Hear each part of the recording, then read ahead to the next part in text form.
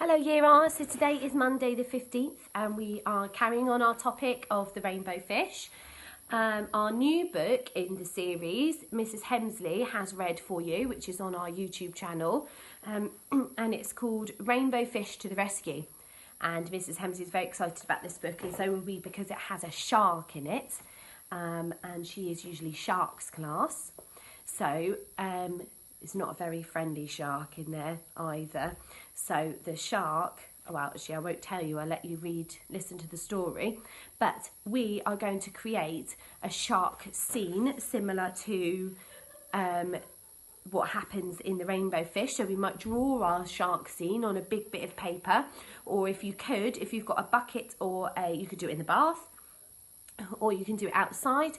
You could create a shark scene. So you might have, if you've got some figures of sharks, you could use them. If not, you could draw some pictures.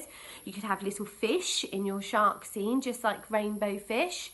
But then, as you can see from my pictures, because sharks are very mean with their lots of rows of teeth, I would like you to create a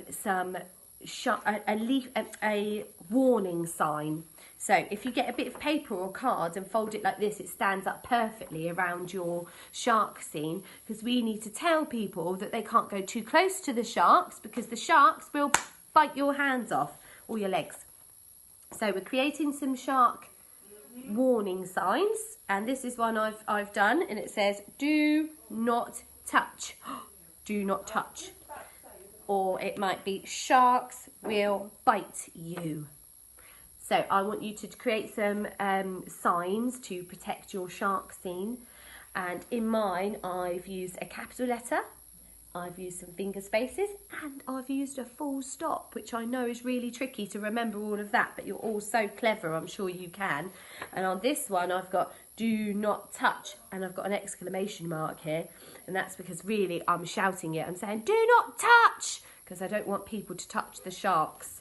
So you can get a bit of paper, you can fold it over, do your writing on here, and then it stands up like this by your shark scene. And your shark scene could be a big picture on a big bit of paper with lots of different sharks drawn in the water, shark infested seas. You can draw big fierce sharks and then do your signs like this.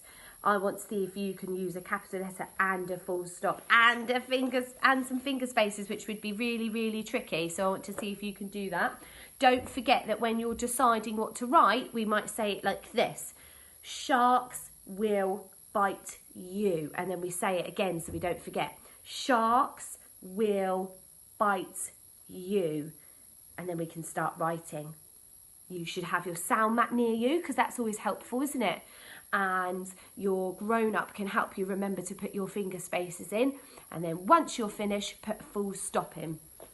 Mrs Hemsley came up with a brilliant dance for her penguins in there. So I'm going to show you it. A quick capital letters, finger spaces, full stop. She did a little dance with them, and they've all been able to remember it. So I thought if I showed you too, you might be able to remember. So this is what Mrs Hemsley does with her class. She does capital letters, finger spaces, full stop.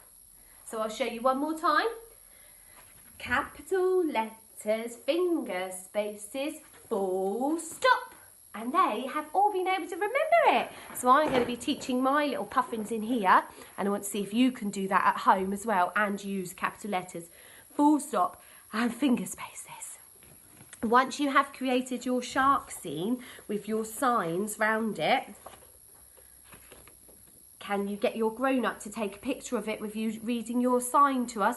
Or perhaps they could upload it to Tapestry, where me and Mrs Hemsley can have a look, and Mrs Lewis and Mr Lunneman can see as well in the other 2 Year R classes. We'd love to see your shark scene, and most importantly, we'd love to see your finger spaces in your sentences. Okay, have a lovely day. Bye.